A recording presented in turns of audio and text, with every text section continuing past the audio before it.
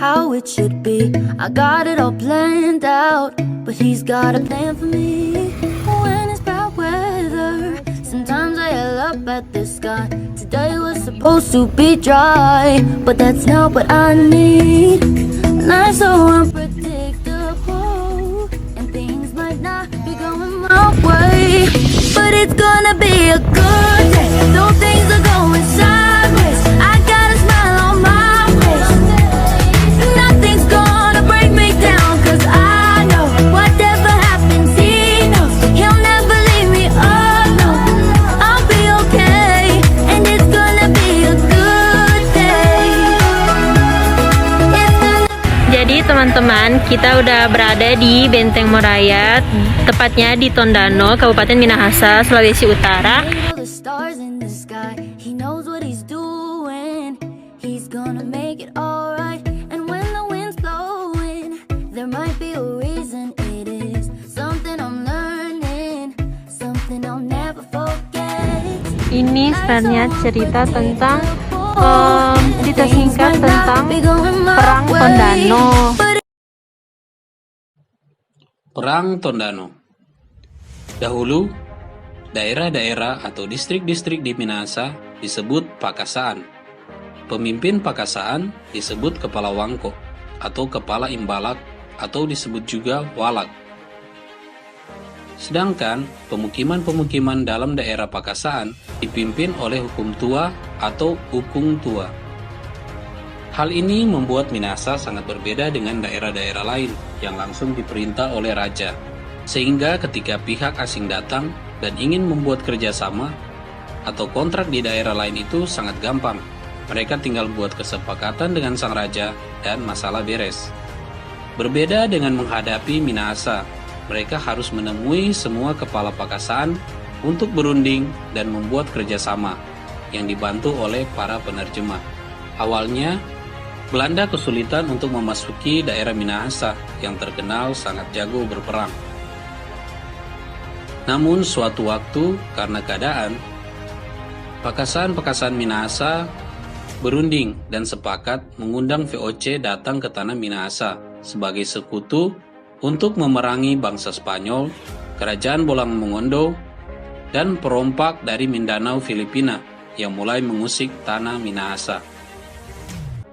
Perang Tondano ini menurut catatan sebenarnya bukan hanya terjadi 2 kali saja, melainkan terjadi paling kurang sebanyak 4 kali yang tercatat, yaitu perang pertama tahun 1661 sampai 1664, kedua 1681 sampai 1682, ketiga perang tahun 1709 sampai 1711, dan puncaknya adalah bulan Mei 1808 sampai bulan Agustus 1809 sebagai perang terbesar.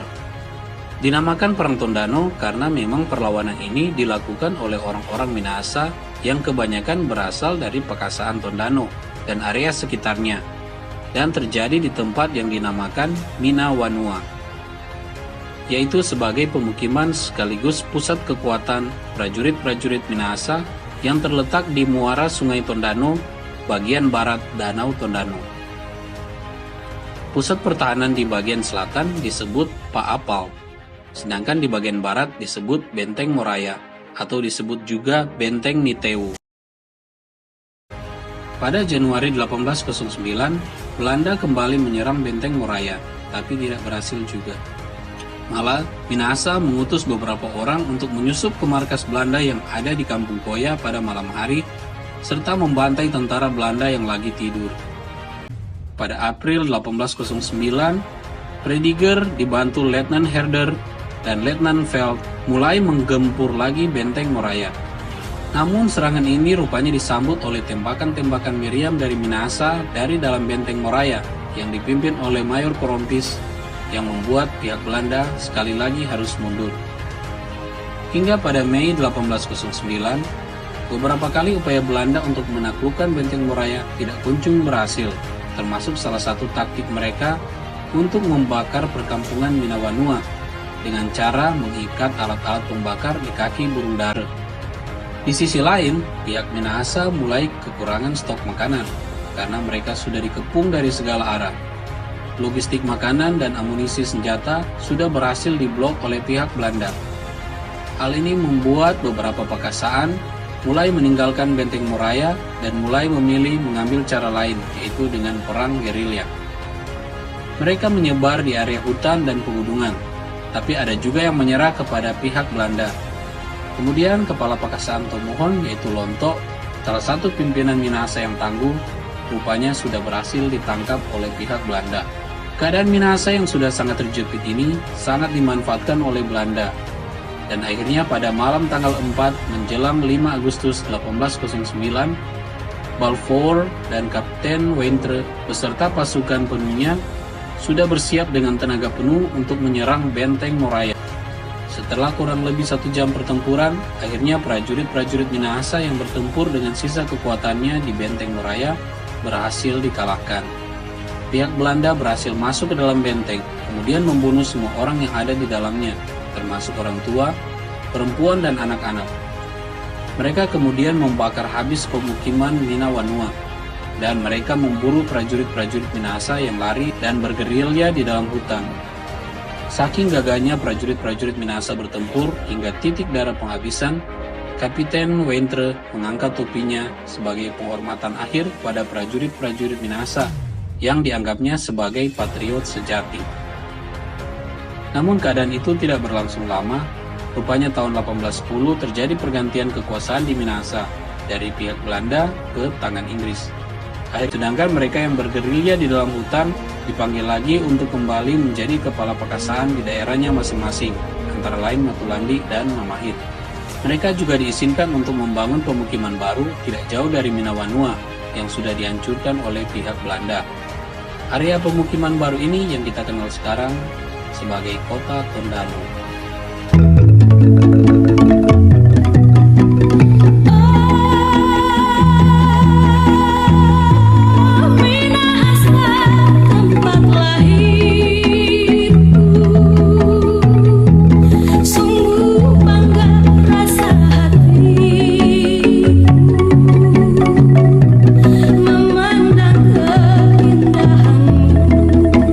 Ini adalah amphitheaternya.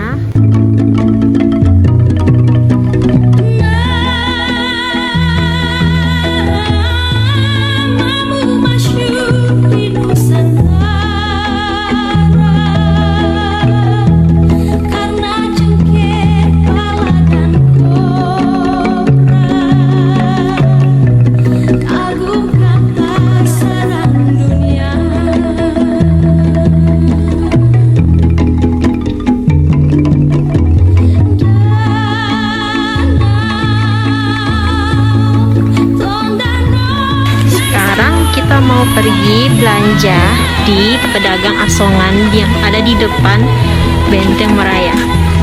Hai, ini kita udah di depan Benteng Moraya dan lagi mau belanja di pedagang-pedagang asongan.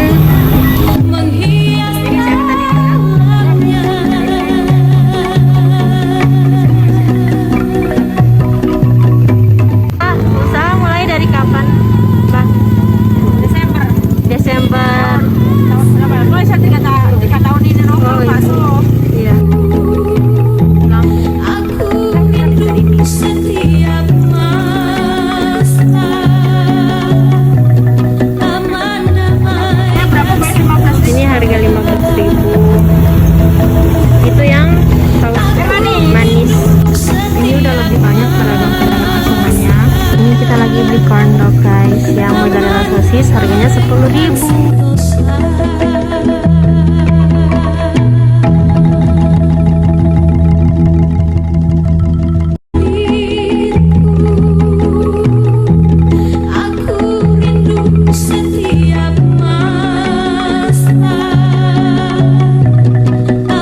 Jadi teman-teman, thank you udah nemenin dari Manado ke Benteng Moraya, dan hope you guys have a great weekend. Bye bye.